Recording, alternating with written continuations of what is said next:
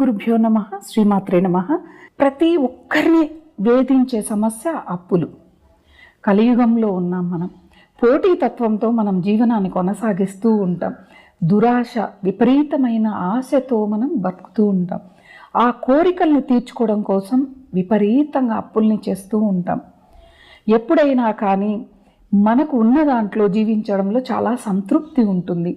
ఈ అప్పుల్ని చేసుకొని ఎన్నో ఇబ్బందులు పడుతూ ఉంటారు. సరే, ఏదో పిల్లలకి మంచి సంబంధాలు వచ్చాయి, పెళ్ళిళ్ళు చేసాం, మంచి గృహం తక్కువ ధరకి వచ్చింది, కొంటూ ఉన్నాం, ఆ సమయంలో అప్పు చేసాం. వాటిని తీర్చలేని సమయంలో ఏ విధమైన పూజల్ని చేయాలి అంటే, మొదటగా భగవంతుని పూజించే ముందు మనం చేసిన అప్పుకి కారణం తెలుసుకోవాలి. అది సరైనది అయినప్పుడు దాన్ని తీర్చాలి అంటే మనకు వచ్చే ఆదాయం